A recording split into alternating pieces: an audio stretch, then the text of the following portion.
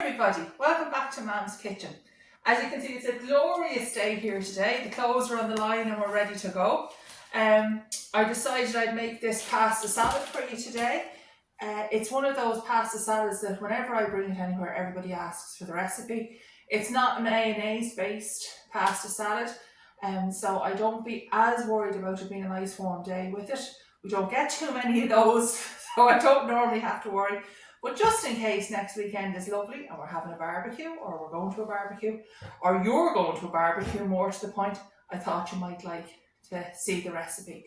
Now, if Noel comes in, my faithful cameraman, I just started it a little bit earlier on. I sautéed red onion and I started sautéing down some red pepper. So they're the first two things I need. And I'm just going to turn on a nice slow heat. Now this is really, once you have this part done, it's really put everything into the pan job. So from there, I need a little confession. I also should have at least a clove or 2 cloves of garlic in with it. I don't have any garlic in the house. It's not the end of the world. I have to do a bit of a shop. So we'll do it without garlic for today. My husband will be delighted. He doesn't like garlic. Now, show you what else we're going to put in it. We're going to put in some sweet corn, a tin of tomatoes, Italian seasoning, a little bit of curry powder. You know at this stage I just need to put curry powder in everything. Salt and pepper, sweet chilli sauce, a little drop of balsamic. The oil, of course, we're putting in the pan, that's all. And then I have some parsley here from the garden to garnish at the end. Oh, and sorry, of course, I have my tomato puree. And I prepared some pasta. Basically, I boiled it up. I know they should say al dente, but my goodness, I like a bit of it. I don't like a bit of the white wine, so I've boiled it up and I've cooled it down with cold water. That's all nice and cold and ready to go. So I did that this morning because I knew it would be a busy old day today. Now, as I say, I like to move all my ingredients to the left-hand side, and then as I use them, I put them on the right-hand side. So, I put everything over here beside me so that I know what I have to use. I'll leave that there for the garnish at the end. I have my oil, although I think there's enough oil. I've put about a tablespoon of oil in the pan just to sauté off the onions and the peppers, and that seems to have worked well enough. And I'm going to leave those there just for now because I don't think I'll forget the pasta. Although the saying goes, if my head wasn't screwed on, I'd probably forget it. Now, I'm going to start with a little bit of salt on the onions and peppers, just a tiny bit like that. And I'm a great believer in putting in your dried herbs and your spices very early on. Oh, this is a new packet. I didn't know this was a new packet. Just open it a little bit. Good sprinkling of mixed herbs. So I've used that. Now a bit of curry powder. Again, I think I have about a teaspoon in the recipe. It's basically a little shake like that. That's plenty. Now this is the Sharwood's, and the reason I get the Sharwood's and I specifically go out and look for it is this is the curry powder my mum used. This is the curry powder was always here in the house. It's a bit harder to get, but I think the flavour is gorgeous. But obviously just use whatever you have at home. Now, tomato puree. Again, out a tablespoon. I just give it a squeeze. I will mix that all together. I'll turn up the heat. As I say, the onion and the peppers have already been sautéed. So I'm just letting everything come together now. Just let the flavours get in there. Get the spices. Now, I have to confess, if I'm in a hurry, everything gets thrown in the pan, the heat gets on, I give it a stir and I throw everything else in.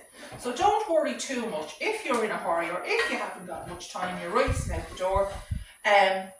Just put them in the pan, give them a couple of minutes all together and Bob's your uncle. As I said, I'm just going to the little bit more trouble today. The one thing I will say with this thing is, if you're in a hurry, you can make it, but please do make it the night before you're going to your barbecue or hosting your barbecue. You need to give it a night for everything to come together and the flavours to come together. So that's coming together nicely there now. Turn it up a little bit higher. Let it all. Try to keep the cooker clean.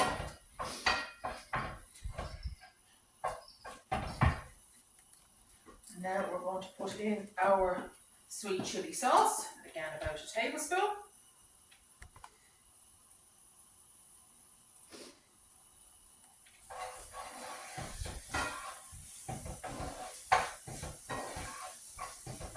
Get that to its thing. Have to remember to put it on the right hand side, not the left. Now if you want to come in, you'll see I'm starting to get a nice little char on the peppers. It's really, really simple. Nice little char on the peppers.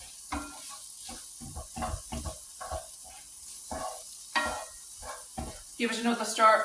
I suppose if I had the time, I'd leave it another couple of minutes. But busy day here today, so I don't. So we're going to crack on. I have my sweet corn. I've drained the sweet corn in with the sweet corn.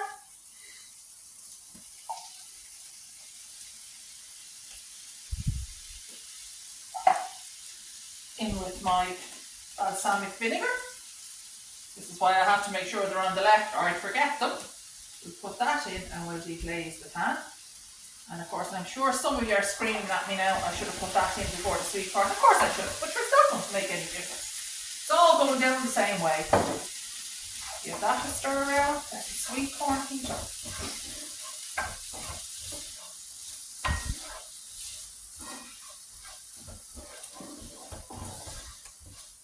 There we go. I'll let that. If you come back to me in 1 minute, this will all be 1 minute along. Now, I've just let this cook away for a minute or so.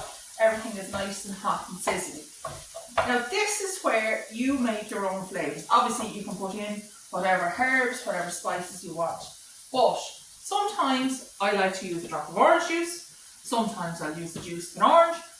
But lime is really lovely in this as well, and it gives it a very different flavour, as does lemon. But I'm sticking with what I've done forever. So a small dash of orange juice, or as I say, the juice of an orange. And literally it's just a dash. As much or as little as you want. It's just to keep everything sizzling over nicely.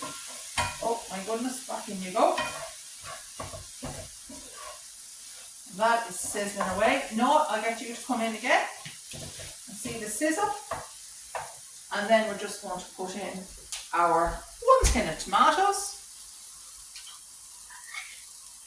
In she goes.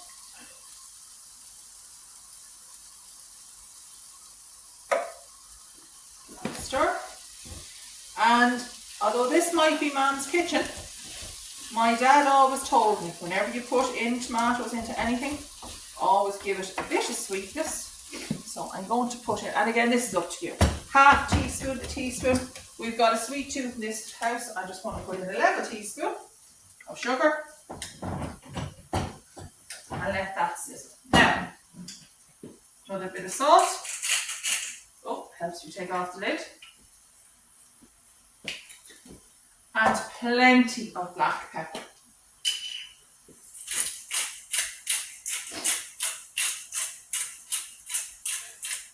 Oh, and just to say, if you didn't want to put in the sugar, put in a bit of honey. As I say, I normally have lovely honey that we buy here at home, but sadly I used the last of it in bacon there the other day, so it's a teaspoon of sugar. Well, feel free to omit the sugar and put in a little bit of honey. It really does give a lovely taste. Now, that has all come together beautifully. And that's how quick it is. As I say, I've only turned it off for literally a minute there, just to let it all come together and to grab the sugar out of the press and the orange juice that I forgot. But literally it's that quick. Now, I'm going to turn down the heat and let that simmer again for not more than 2 minutes, because you don't want this to dry out. So keep a good eye on it. Let it simmer, let the flavours come together, but do not let it dry out. If you think it's a little bit dry, throw in another but a very small drop of orange juice. Now, Noah, if you can come over to me again, I just want to show everybody. Now, how I know it's ready, if you get in there close, Noah, it's bubbling, but as you can see, when I do that, there's no extra there, so it's ready now for the pasta. So I'm going to turn that off. I have my pre-cooked pasta. As I said, I just boiled it up and then put some nice cold water. I know they say to put it in ice water, but ice around here is used for more important things like the Bacardis and Bulmers at this time of the year. So it was just put in cold water and it's absolutely perfect.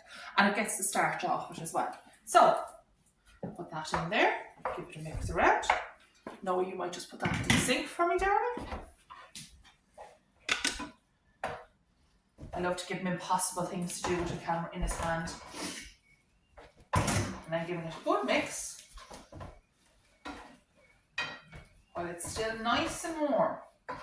I don't necessarily want to warm the pasta, but while the sauce is nice and warm, it can cling to that pasta really, really well. And of course, the starch from the pasta helps the sauce, but there's not much starch left because, as I say, I washed it off, but the little bit that's left will help the sauce.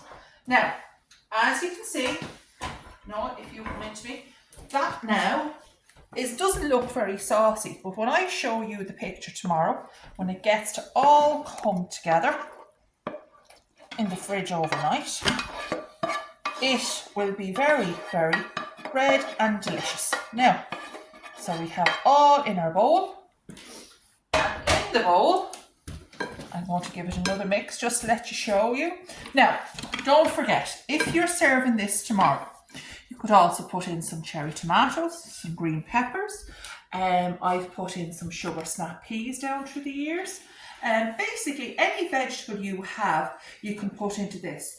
The reason I'm not putting in the cherry tomatoes today is this will probably last a couple of days in the house. Cherry tomatoes can get a little bit weepy if they're not used straight away. So I prefer, as I say, if I was using it tomorrow, I'd put them in. But if I'm going to get 2 or 3 days out of it for lunches, which this is lovely for, not to put in the cherry tomatoes or anything like that. And also, I'm going to put it on today just to show you the lovely contrast with a little bit of parsley on top. But I'd also hold off on putting that on until I was serving it. Oh, and just one other thing, this is absolutely gorgeous with salmon. A little bit of salmon, I'll just show you. If I'm just doing lunch for myself, I'll just do my salmon in one of these fellas in the microwave with a bit of salt, pepper and Cajun seasoning on the top.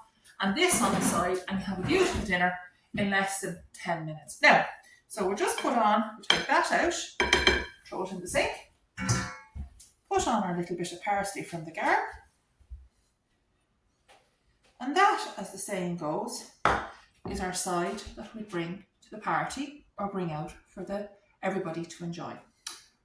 As I say, so easy to make, so delicious. Have a try, let me know how you get on. Bye bye for now.